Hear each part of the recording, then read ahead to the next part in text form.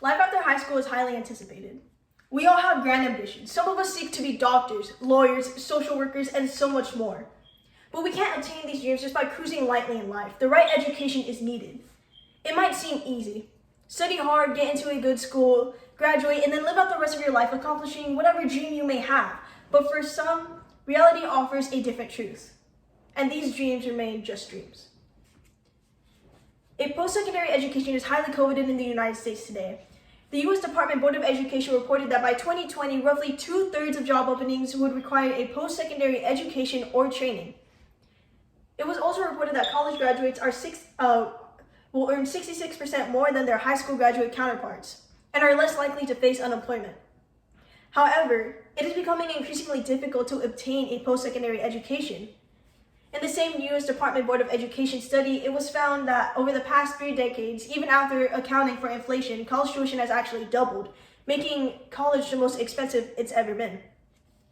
Furthermore, the Haching report reported in August 2018 that only half of the United States students that received a Pell Grant in 2011 managed to graduate within 6 years, long overshooting the 4-year goals that many of us have. Furthermore, college assistance programs such as the Pell Grant only roughly cover 30% of a 4-year tuition. The Haching report also quoted that this generally low success rate reflects the special challenges that low-income college students face.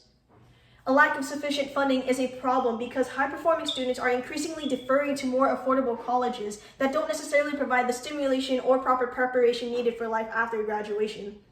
Feeling defeated, these students might drop out, but only after accumulating immense loans that they cannot hope to repay in a satisfactory time period. In other words, college students cannot afford their education. This applies to us as college students because one wrong step can lead us going down a very slippery financial slope. As a result of this insufficient funding, college students are finding themselves needing to work more. In a DEMO's 2018 study, it was found that in 38 states, students need to work more than 20 hours a week in order to avoid taking on student loan debt. This was also supported by an article by Diverse Education in 2019 that reported working 10 hours is an unreasonable request for a full academic schedule. Furthermore, working more than 15 hours per week seriously slows down the student's pursuit of an academic diploma. The increasing cost of colleges requires that students take up more and more shifts, increasing their financial responsibilities.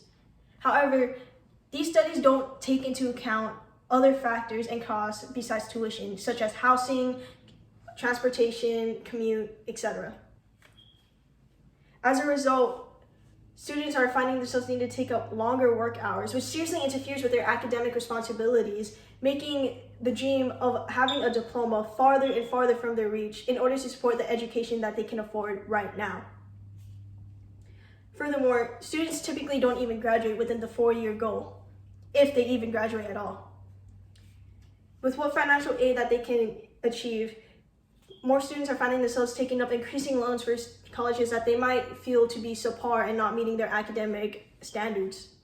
The Washington Post in 2019 reported that the net price of more than 2,000 colleges were found to be out of reach for low-income and middle-income families. The Haching report in October 2018 also reported that these students are often choosing cheaper community colleges and second-tier institutions with far fewer resources to support them, as well as lower graduation rates. If they do succeed in finishing, their incomes are likely to be lower than if they had chosen one of the more prestigious universities and colleges that they couldn't even afford in the first place. In other words, students are struggling to afford their education. The available means and assistance come nowhere close to covering the costs of college. By taking the cheaper, more affordable route, a less desirable life comes as a result. And this comes as a direct result of where the students got their post-secondary education, even if it means that at the time they couldn't afford it. In order to rectify these problems, I suggest that we simplify the FAFSA. Many students struggle with completing the FAFSA because of its complex nature and the rigid structures of what qualifies as a student in need. If we revise the FAFSA and what's an independent, more financial aid would be given out and more students would be considered eligible for it. If we revise what counts as an independent, like, for example, changing it to be someone who's between the ages of 18 to 24 that's receiving no financial aid from their parents, more students would be eligible for financial aid, and this would reduce the time needed to work, broaden college options, and give students more freedom in what they want to pursue in their educational careers. By simplifying the FAFSA, more would also be inclined to complete it. Many students are dissuaded from completing the FAFSA because of the difficulty of some of the questions, thus reducing their eligibility for financial aid. Furthermore, another solution would be to give more aid to post-secondary institutions in general. In the DEMOS 2018 study, it was reported that at every type of public college, from research institutions to community colleges, declines in public tuition mirrored increasing costs in tuition revenue very closely. In other words, there's a direct correlation between funding publicly and increasing tuition costs.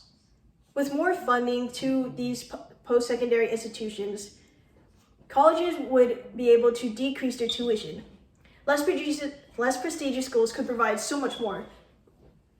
They are known for their lack of resources. By strengthening the weakest link, they would be able to provide a more fulfilling academic life for their students, allowing them to have the appropriate academic stimulation that they need in order to succeed in life. So in summation, the problem that we face is a lack of sufficient funding for our post-secondary students. In order to compensate, these students are often working long hours, interfering with their academic responsibilities, and taking up immense loans, causing them to feel disheartened and going down a very slippery slope in life. Solutions include simplifying the FAFSA in order to provide more funding for schools and for students in general. Another solution would be to provide more funding for post-secondary institutions so they can provide more for their own students, providing the stimulation and preparation needed for their post-graduation life. No one should be denied an education for circumstances beyond their control. Education is an invaluable asset, and it should come without a cost.